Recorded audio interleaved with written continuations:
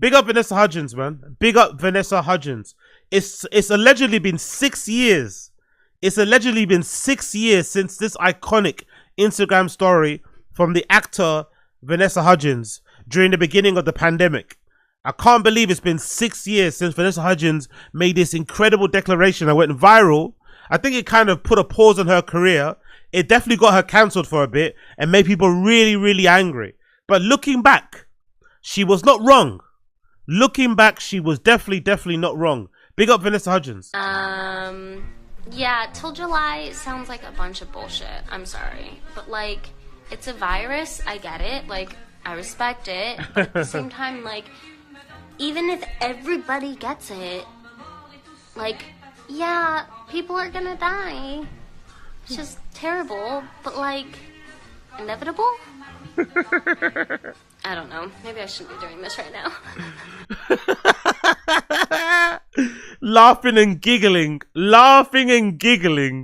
at the thought of hundreds of thousands, if not millions of people dying because of COVID. Honestly, what an absolute psycho.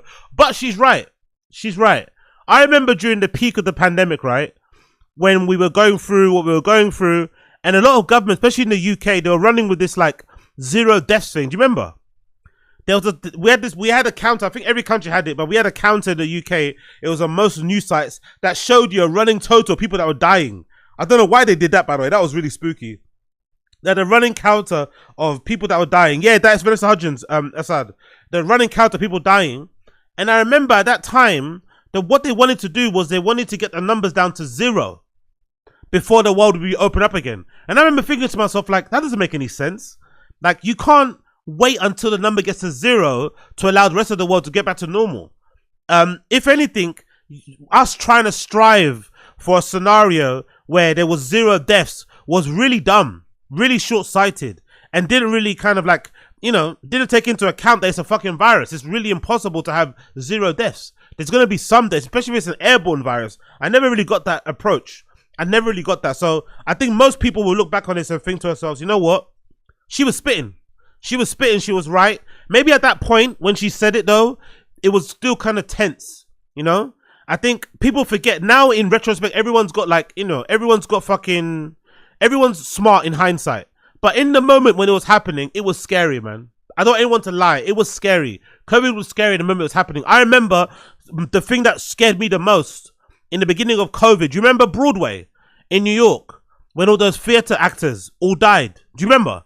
There was a period in time, I don't know what happened, but for whatever reason, during the beginning of COVID, a bunch of theater actors, like prominent ones, all died. One in particular was fucking brutal. He caught COVID from his wife. His wife was bedbound, but then this guy ended up having lung failure. Then they had to take out one of his lungs. Then he had to get a leg amputated. And then he eventually started dying. And then he eventually died after that. And he caught fucking COVID from his wife. And they had like 4 kids. They worked together in the theater like a power couple. And he died in the most brutal, horrible way possible. Like, people were dying horrible. Then I remember going on Reddit in the early days of COVID, and seeing videos of people in China. People in China getting their doors like boarded up, getting them covered in tape and sealant. Having seen people getting pulled out by people dressed in hazmat suits and put in the back of fucking meat wagons or freezer vans. I remember in India. Do you remember India, bro? The footage of India. Earlier, the footage of India where they ran out of fucking space in the morgues. They ran out of space in the morgues, so they were burning people's bodies on these like open pits. And again, this is before COVID. This is before AI. So imagine how awful the imagery would have been during AI. Just imagine how bad the COVID imagery would have been if we would have had AI. People would have been doing some crazy fucking edits. But I remember, man, those things, that shit was scary. So everyone looks back to it and thinks, oh my God, we all overreacted. It was this, it was that. Nah, I don't think we did. I think in the moment we reacted based on what was happening, and it was fucking scary. People were dropping left, right, and center. People, even till this day, people still haven't got back their sense of smell or taste. I know people in my friendship group till this day still have not got back their sense of smell or their sense of fucking taste because of COVID. Brutal, bro. So that virus was no joke, man. It eventually got better, don't get me wrong. I think all that social distancing shit was obviously bullshit and didn't really help. I think the thing that made the most difference was the fucking vaccine. Let's be real. The vaccine made the most difference. And you know what made the most difference too? Which is really kind of sad to think about. You know what made the most difference? Probably. What made the most difference is everyone getting it.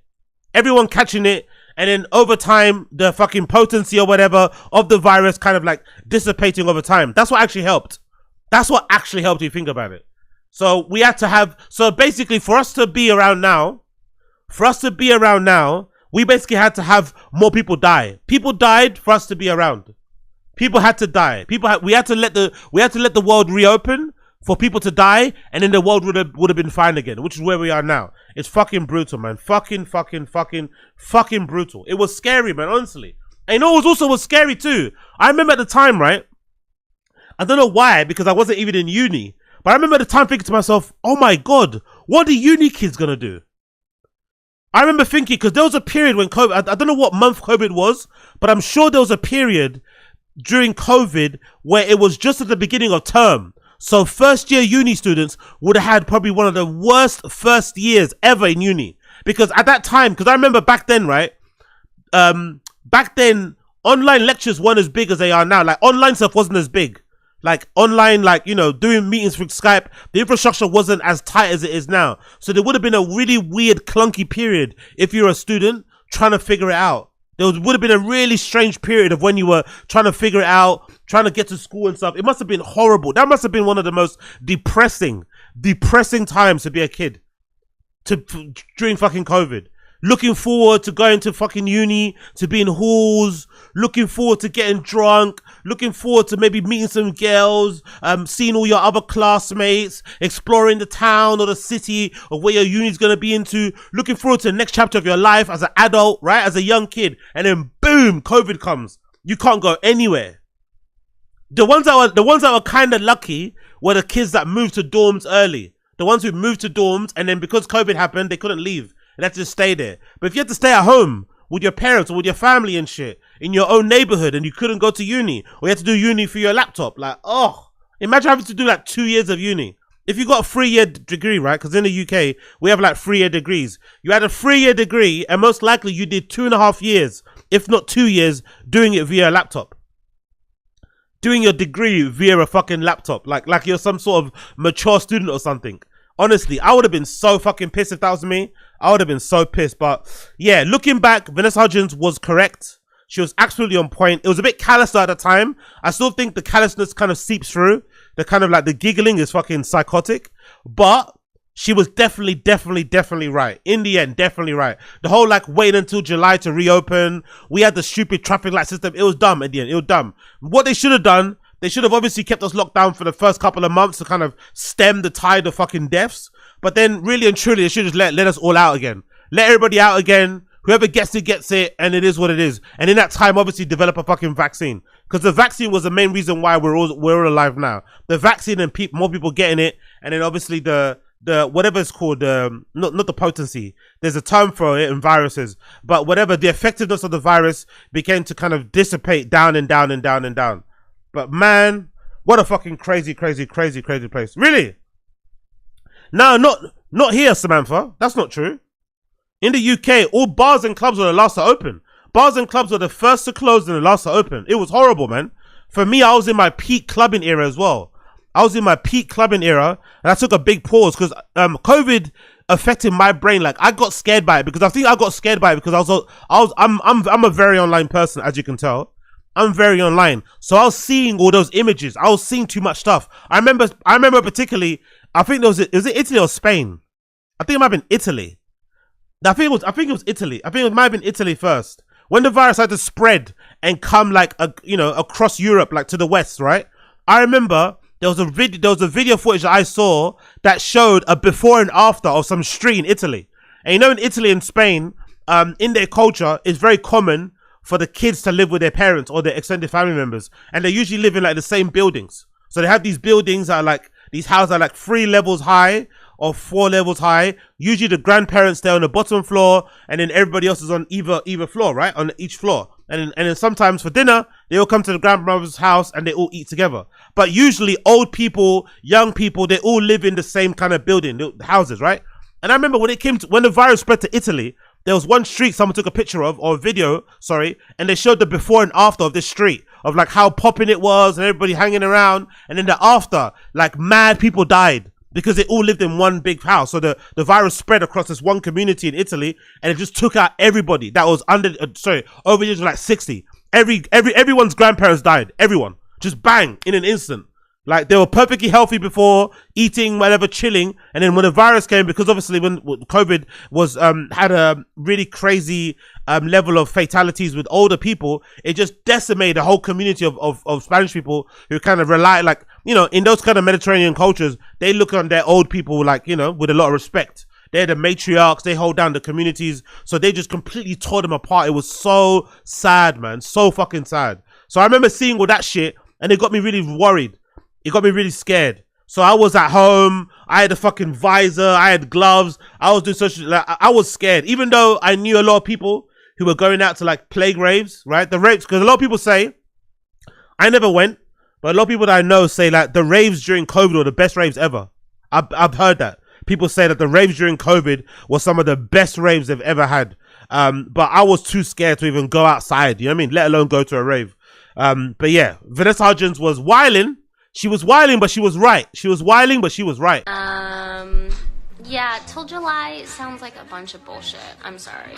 But, like, it's a virus. I get it. Like, I respect it. But at the same time, like, even if everybody gets it, like, yeah, people are gonna die. It's just terrible. But, like, inevitable? I don't know. Maybe I shouldn't be doing this right now. It's her realizing in real time that she might have made a big mistake. But I prefer this, though, to be honest. I prefer this. I want my actors, I want my celebrities to sound this detached from reality. I don't want you to try and pretend you're normal, to try and pretend that you're one of us. You know what I mean? To try and pretend you're relatable. I actually think this is much better than the fucking than the song. Remember the song they did? Why can't we all just get along? What the fuck was that song they all did during fucking COVID? That fucking cringy ass song? I'd rush more other celebrities be like, fucking hell, man. I want to go party. I want to go film a movie. I want to go Saint-Tropez. Like, I'd rather you do this than pretend you're like some normal person wanting to feed the poor and all this stuff and, I don't know, free Palestine. Like, shut up, man. You don't care. You really don't care. It's all performative. Yeah, that's it. Imagine. That's it. Imagine. Fuck with the imagine shit. I'd much rather you be like this. I'd much rather you be like this. Big up Vanessa Hudgens. Big up Vanessa Hudgens.